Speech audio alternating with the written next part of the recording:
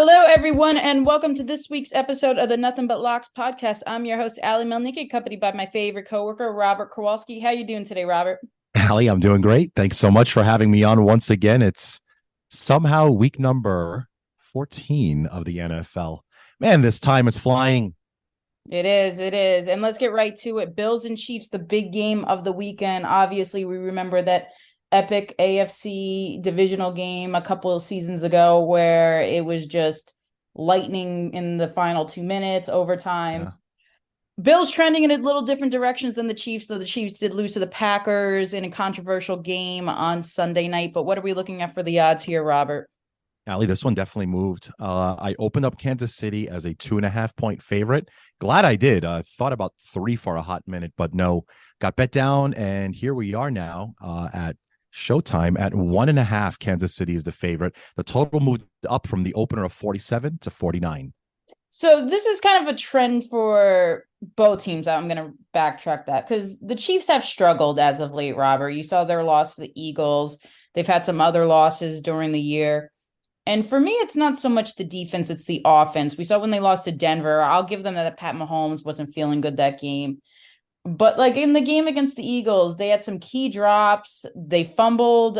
Travis Kelce fumbled in the red zone. Valdez-Scantling caught what should have been the game-winning touchdown. The Bills, I will say, can still put up points. And now that they have a new offensive coordinator, I have a little more faith in them.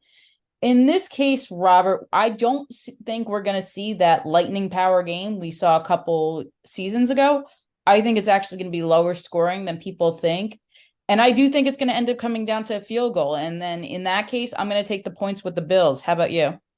So that's actually a very, very good point. And it seems on paper, in the current situation that we have, meaning Buffalo on the road, and how much they've been averaging for and against. And then, of course, Kansas City is the home team here. They are almost neck and neck in terms of their performance, with the exception of one thing. That's Kansas City's defense. And that's one thing that I really think is going to make the big difference in this particular matchup, because what have we seen that's been a pretty constant thread with Buffalo, and especially specifically speaking to Josh Allen, his turnovers. So I think that that's going to be the key to this game. If Kansas City is able to cough up a positive variance in the turnover battle today, I think that that's actually what's going to make the big difference here and whether they're going to win or not. I think that the number is set probably a little too low. I actually think Kansas City wins and covers this one. Wow. Yeah, Josh Allen, that has been pretty much his whole career. He has the turnover. He does like to throw Yeah. downfield a lot. He runs, he can fumble. And I wonder if that's something ever since Brian DeBall left, Robert. I think Yeah. he struggled. We look at Daniel Jones's first season under the ball, and he had his best season. He only had a handful of turnovers. How much do you think the offensive coordinator affects Allen's play? Greatly. Very greatly. That's the thing that everyone wants to see. Why? What happened here? What's different? Yeah, it's a different offensive coordinator. It's clearly what has been the difference between last season's version of the Buffalo Bills and this season's.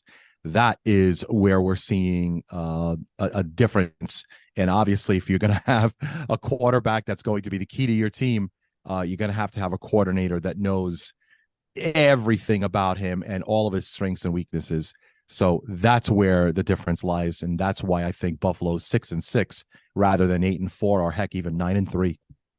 Yeah, that is a big difference. And this is a must win for Buffalo. And that's why I also am going to be on them this week because Robert, where they're sitting at a 500 record, they need to win this game. They cannot bounce under 500. This is a desperation game for them. Wouldn't you agree?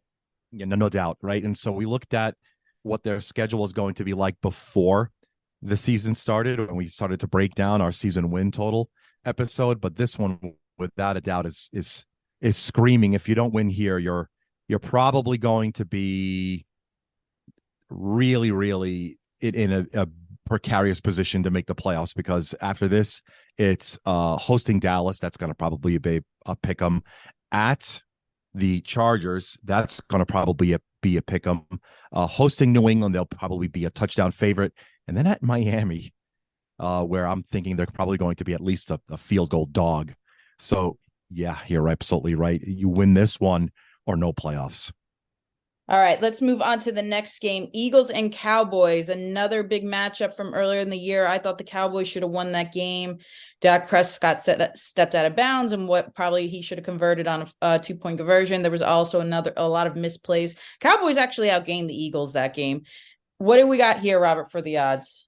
Yeah, we opened up Dallas as a 3-point favorite and moved up just a tick. Can you believe it? The Cowboys 3.5 points the better at home, hosting the now 10-2 Philadelphia Eagles. The total 51.5. Allie. So this is a game where if you look at the Cowboys track record at home this season, Robert, they have blown out the competition. Like it hasn't even been close. This is a rivalry game where I think the Cowboys have a chip on their shoulder from losing in Philadelphia. I really think the Cowboys are actually the better team than Philadelphia, especially on offense. We've seen, especially last week with the 49ers, they knew how to limit Jalen Hurts. And that was one of the reasons I picked the Niners to win and cover against the Eagles, was that they know him better than anyone. They know him from that championship game. They know how to isolate him, and he didn't have a great offensive game, and they were completely blown out. I think the Cowboys know better this game. I think they step up on defense and are able to limit Hurts. And on the other side, Dak is just playing at an all-time great level now. And I have been knocking him pretty much the entirety of the last 2 or 3 seasons. So I am giving him a lot of props for stepping it up this year. I just think the Cowboys have so much confidence. I think this is a rough game for the Eagles to bounce back from a blowout loss in. So I'm taking the favorite home team, the Cowboys, both to win and cover. How about you? That's actually a very fair assessment of these two teams, which are tops of the NFL. Forget about just the division. At 10-2 and 9-3. You're absolutely right. The one thing that I circled was just how amazing Dallas has been at home. Now, look, they've done what they needed to do, right? They've played their opponents, they've played their schedule, and they've done quite well with it. That being said, 6-0 currently on the season at home, including a 5-1 clip against the spread at home as well. They're averaging 41 points a game. That's tops in the entire league at home, only giving up 15.8 on a 4-game winning streak. They look as hot as anyone has in years. And this situation definitely plays very, very well in their favor. 3.5, though, Allie, is the key number here. Are you okay still? And I'm going to ask again, are you okay laying that extra half point? Yes, because I like the home favorite. If it was a home underdog, that's a little different. Yes. Love taking home underdogs. However, in this game, I have no problem laying the points with the Cowboys. I really think that their offense is just on another level. I'm all over the Cowboys, and this is a game as a Giants fan, I wish both teams will lose or even Right. tie, because that's just as bad in my opinion. But no, I think the Cowboys actually win comfortably in this one. I think that this is a statement win for them. I think that the Eagles have been somewhat pretenders all year. I've been saying it all year that they're not the same team. They won a lot of close games that I thought they shouldn't. So I'm back in the Cowboys, and I like the over on this one. What do you think of the total? Okay, so yeah, from a total perspective, we definitely saw the Eagles exposed defensively last week, and it hasn't really been their strength pretty much all season long. It's a very high total, all things considered. We haven't seen many totals in the 50s, but that's actually already been baked into this number pretty well. I would think that they do get to that number. I think that they reach it and go over it as well. But I'm going to go and back the Philadelphia Eagles here, only because of that extra hook. So I will hope that this one stays close and ends up in a field goal kind of a decision late. But that's going to be my angle here. That I think it's going to be a bit closer. And I think Dallas does get the win here, but I think this one's going to be very, very close. So I'll take the extra half point. So I'll be taking here the 3.5. All right, we started off great, Robert. We disagree on 2 games. Let's see about this one. Seahawks and 49ers. What are we looking at? Yes, exactly. So this one's another divisional matchup that finds both of them. Well, I mean, San Francisco, I'll talk about this one in a little bit. To set up the game, of course, We opened this one up super high at Zen Sports, 12.5 points. San Francisco, the favorite. The total opened 46. It's right around there, 46.5 right now, Alec. I want to back the Niners so much, and I've been backing them almost every week because I think they are the best team in the National Football League. But there's something to be said when you get blown out by a division rival and have to play them 2 or 3 weeks later. And that's exactly what happened to the Seahawks on Thanksgiving Day. They were completely torched by the Niners. They had a lot of injuries that game, Robert, and they haven't been playing well all season. I don't think they're that good of a team. But on the other side of the ball, San Francisco just came off of an emotional win, probably, if you want to quote it, until we get to the playoffs, their Super Bowl of the year. I think that there's a chance they just don't show up with as momentum, with as flash. We've seen teams come down. This is almost like a trap game. I don't think Seattle wins, but I think they do enough to remain within a score. So I'm going to back Seattle to cover. How about you? Right. So I wanted to mention something about San Francisco. We really haven't talked much about this little legal pad here that I have that's been had numbers scribbled up and down, left and right, which is my NFL power rankings. But Ali, I haven't seen a number this high in many, many years.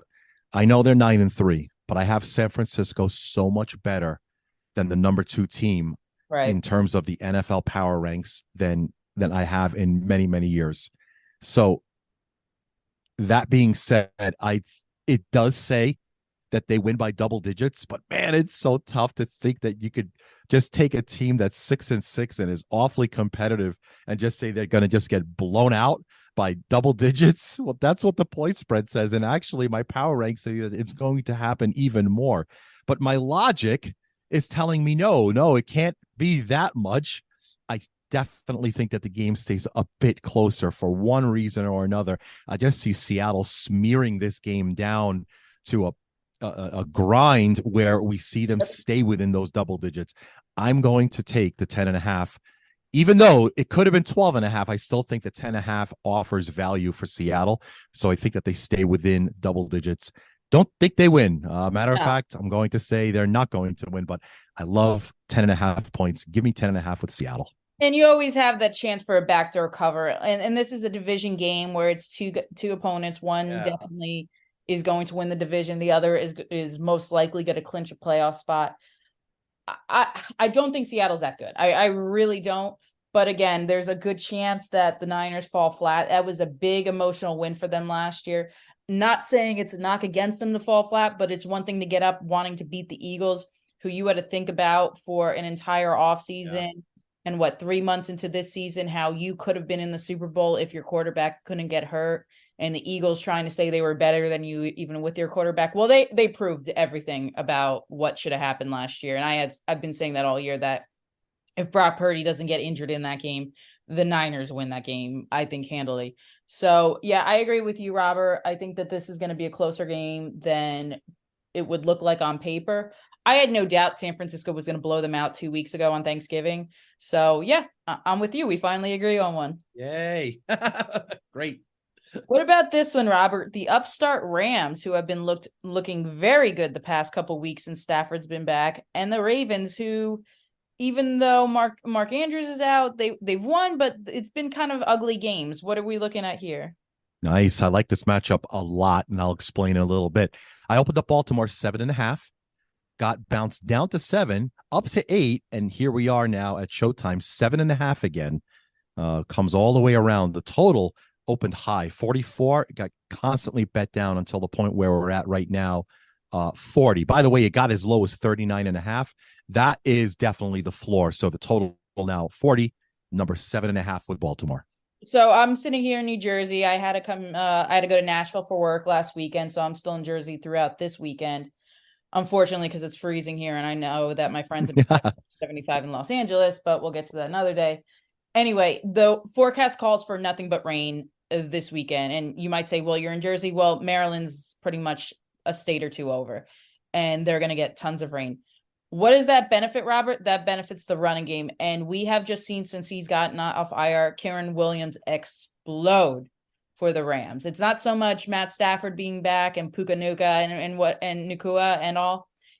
it's been Williams. And I think that if they can rely on him, it's going to be sloppy. The defense could be sliding all out there. I think this matchup favors the Rams. I think they cover this one. I think that's way too many points for a Baltimore team that has kind of struggled on offense since Mark Andrews gone down. This is one of my favorite picks of the week. I'm all over the Rams. How about you? This is actually great. Um, I want to go against you, but here's why I'm not. I also do like 7.5 points. Now, power ranks, right? Everyone wants to know what's in Robert's power ranks book. The Baltimore Ravens are so high up. Remember when I told you about how far San Francisco is from number two?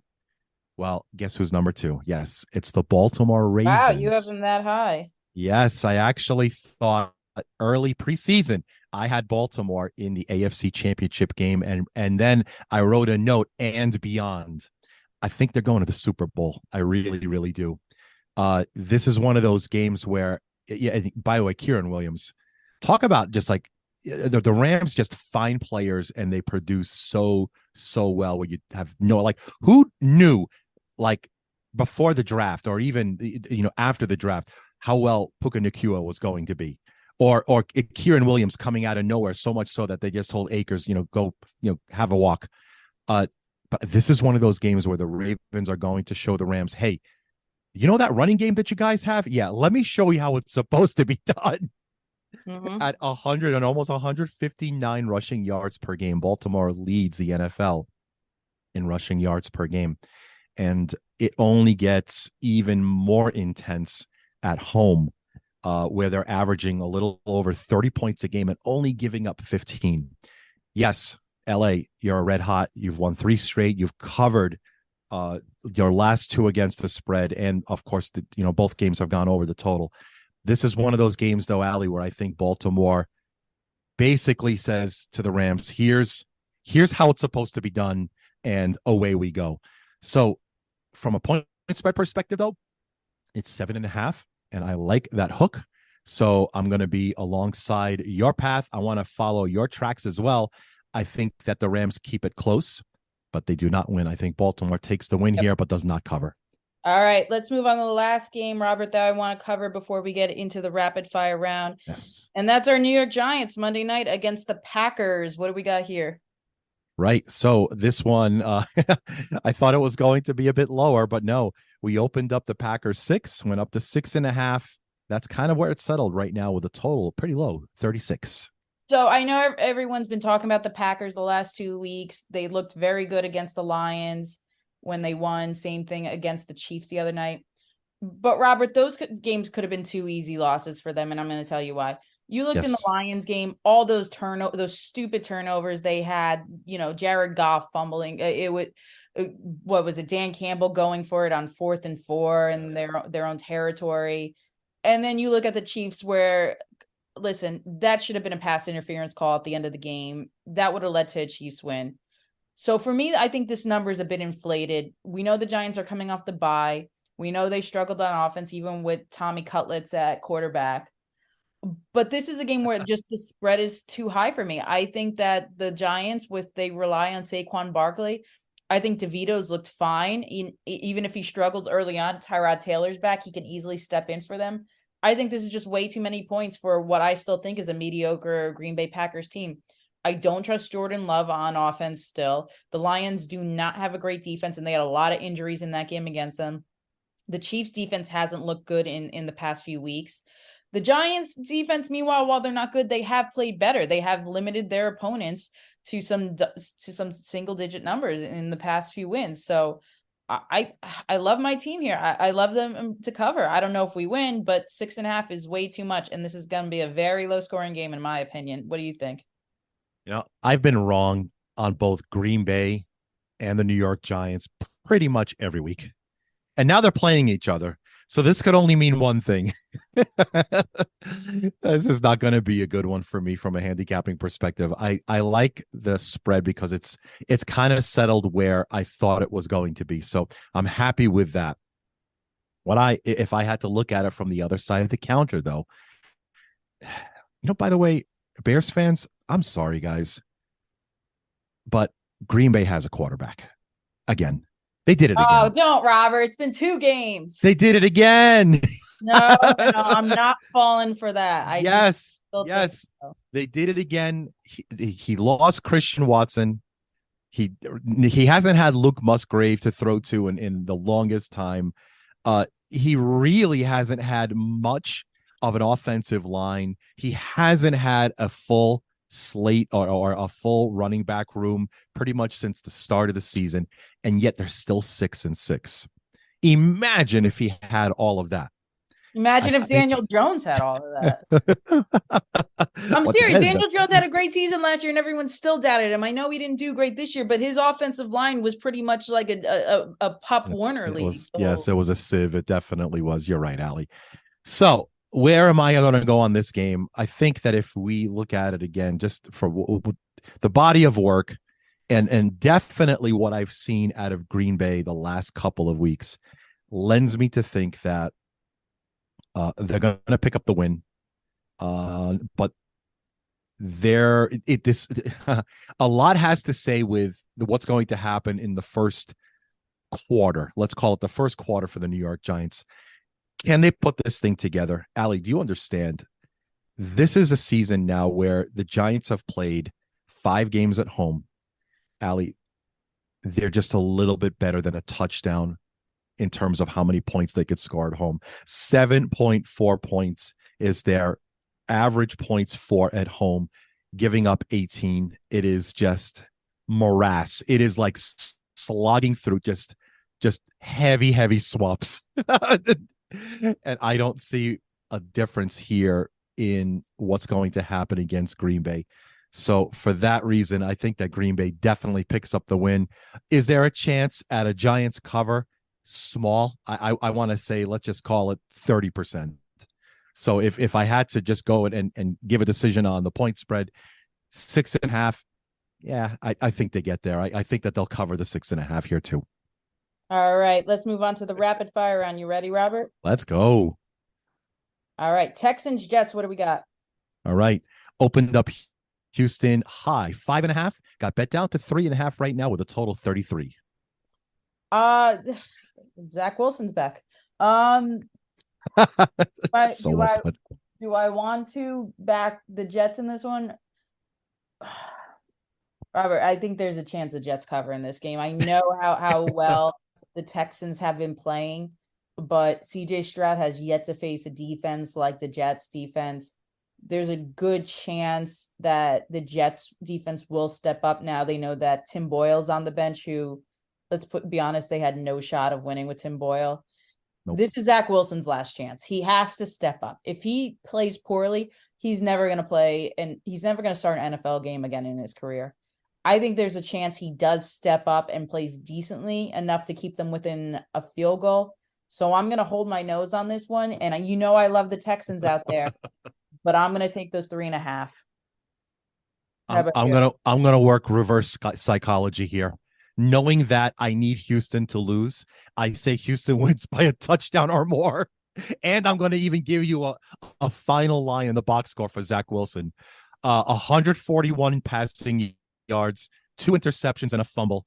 That's exactly what's going to happen. So Houston by 7 or more. All right, let's move on. Panthers and Saints. This one will be ugly. What do we got? It'll be ugly, but we're going to dress it up as nicely as we can. Carolina at 1-11, catching 5 in New Orleans. The total's 38. Yeah, this one, even though the Panthers covered last week and I had them covering, I just do not see them covering. And I'm not a fan of the Saints. I've been down on them all year. Who's starting for them? Is it Winston this week? Is it Carr? It is going to be he's still concussion. It looks like it's going to be Winston still. So I actually think Winston gives him a semi better chance to win than Carr. I just don't think Carr can lead a team like that.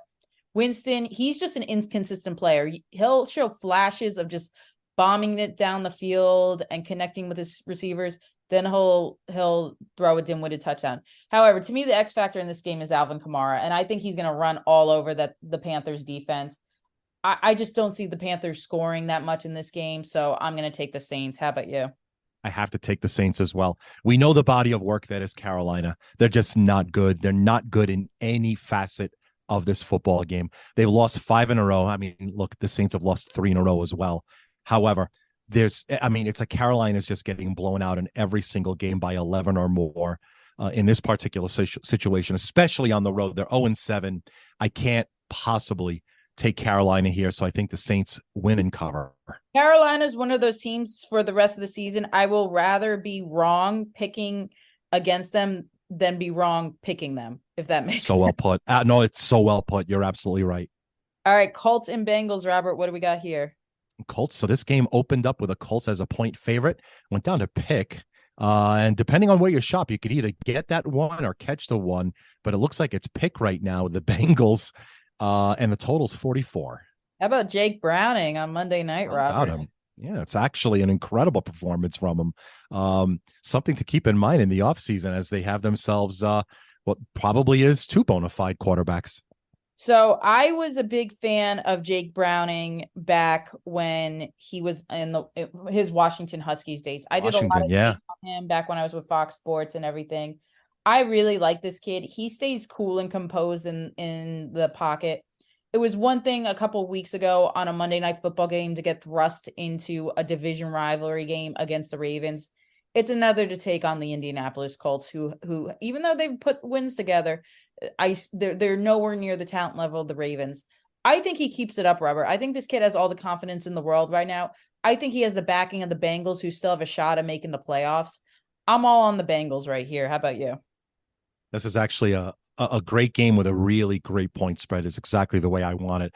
Colts are won 4 in a row. They've also covered the last 4, and it's really, really just gelled together because they've also are on their backup Right. quarterback. Seems like every team in the league is on their backup quarterback.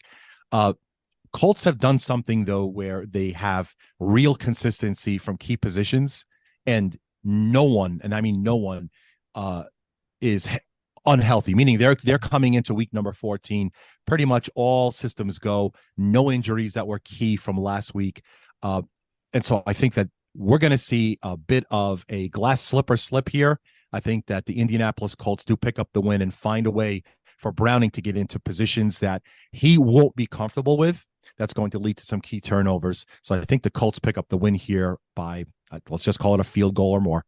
Well, you do have a little bias in this game too. I may. All right, next one, Bucks and Falcons. What do we got? This is another really close one. And we opened up the Falcons one, and the Falcons are still a 1 point favorite. The total's 40. Oh, so this one, another ugly game. I would be comfortable taking the under. I think the Falcons and the Bucks both struggle to score. We saw their messy game a few weeks ago where the Falcons pulled out the win, though the Bucks outgained them. I think the Bucks bounce back this game. I think they do enough to win. I would be more comfortable taking the over, but if I'm going to lean in one direction, it's the Bucks. How about you? Yeah, exactly. And I'm going to side with you here as well. I just feel that they put it together well enough to keep things very, very close every single time out. And I actually think Tampa's just a notch better than Atlanta on all facets, offense, defense, and special teams. By the way, they're also 5-1 against the spread on the road this year, which is the current scenario as well. Yep, it's going to be two completely different games. One team's just going to rush as much as they possibly can, which is Atlanta. And then Tampa's going to probably, pass a little bit more. It'll be balanced. Yeah, and I think that Tampa does pick up the win here. And so I think it's going to be a win and a cover. Money line bet here. All right, let's talk about more backup and third or fourth string quarterbacks, whatever you want to call them. Jaguars and Browns. What do we got? Oh, my goodness. Yes, they are. I don't know what level down the ladder they are right now. However, when we did realize, and we opened this game up, by the way, obviously, before Monday Night Football. And so we actually had Jacksonville pre-injury to Trevor Lawrence as a 3-point favorite. Well, it's completely flipped. 6 points. Cleveland is now the 3-point favorite. The total, 30.5. Well, we got Joe Flacco playing. I mean, let's go, right?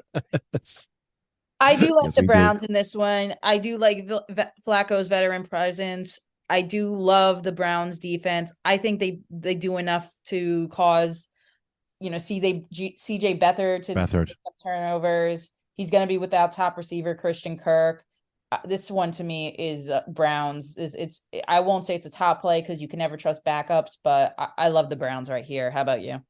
Yeah, I would venture to say the exact same thing. Irregardless of who Cleveland's quarterback is, their defense has been top notch, especially at home where they're giving just a little bit more than 10 points a game. Really not much more for me to break this one down. I think the defense is what absolutely plays itself into this one. A lot of turnovers is what I expect to see, but I think Cleveland ends up getting on the positive side of the ledger here. So I think Cleveland does pick up this win, cover the spread as well. All right, Lions, Bears. What are we looking at, Robert? So Detroit, 3.5 points the better, and the total's 43, Allie. So this is one I found interesting. Part of me was kind of being sneaky and was like, I'll take the Bears. But then I remembered how they lost to the Lions a couple weeks ago, where the Lions just came back double digits, couple minutes to play, and just tore them apart. One thing I like about the Lions is they play with a chip on their shoulder, even with their record. That's why I was so confident last week in them, Robert, that they were just going to blow out the competition, which they did. They covered pretty easily. This to me is the same kind of thing. I think that they are going to stampede all over the Bears. I'm still not buying the Bears. They were lucky to win the game, with how many field goals a couple of weeks ago? Yes, exactly. Right. I just don't see them scoring that much. I'm still not a believer in Justin Fields. So 3.5 points, I will gladly lay with the Lions. How about you? And that's the thing, right? Detroit just played the Saints, right? And they came out covering that one. I think that the Saints are significantly better than the Bears. Yes. And so I don't really see much more to chop up other than that. There's not going to be much that Chicago can do about Detroit's offense. I think that they get their points. They'll probably end up somewhere in the 28 to 31 point version of how I think this game will play itself out. I don't think Chicago gets there at all. 3.5 is a very good number to lay on the road here. I think I'd back the Lions here rather than Chicago as well. All right, another ugly one. Vikings, Raiders. What do we got? The Vikings on the road as a 3-point favorite in Las Vegas. The total's 40.5.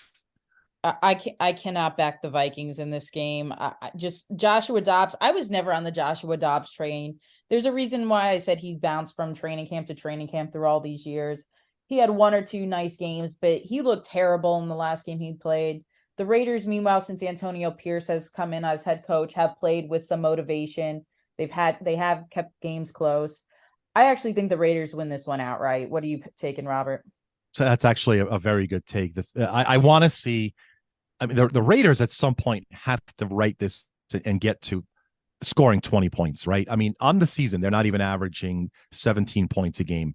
I think that this is where they can get Minnesota exposed. The question, as we still see it here when we're recording, is Justin Jefferson. It seems like he's going to play, but what version of Justin Jefferson are we going to see when he does come back? And is it going to make that much of a difference in the way this game plays itself out? Don't know. Home dog catching 3. I'm going to go with you here as well. It's very difficult for me to lay points on the road unless you're really, really superior, much like the last game, like we talked about, Totally with the Lions and Bears. I'll take the points here as well with you. All right, Browns, Chargers.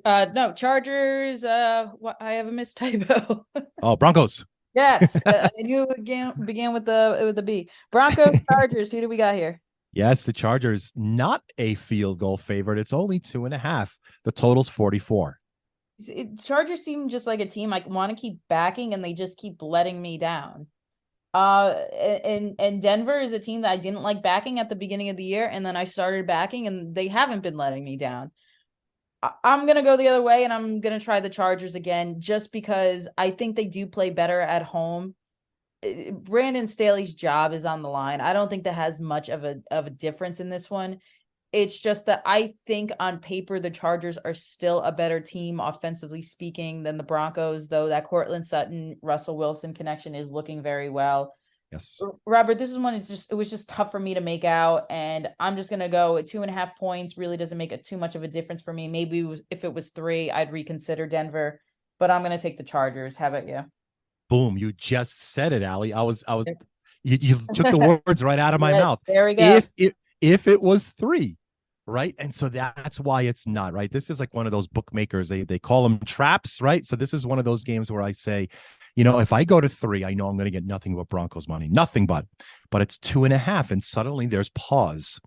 Well, don't pause. Pretend like it's 3, because honestly, who's the better team here right now, especially the last three games? You could definitely go ahead and just go back that far. I think we're going to see more turnovers from the Chargers than the Broncos. I think that's going to make the difference here. This is one of those very, very few and far between upset alerts on the road. I think Denver does pick up the victory here. All So I right. definitely like him at +2.5. Last one, Robert. Second Monday night game, Titans and Dolphins. What do we got? Oh, so many injuries. I can't even Yep. count. But the Dolphins, 13.5 points the better. The total is now 46. I don't even know how the Titans stay within striking distance of the Dolphins. The Titans, they look good against mediocre to bad teams. This team isn't mediocre to bad. It's a very high potent, high scoring offensive unit. The Titans defense, while they're not terrible, I just think there's no way they're going to stop Tua and Tyreek Waddle. It's not going to happen. I don't think 13 points is nearly enough.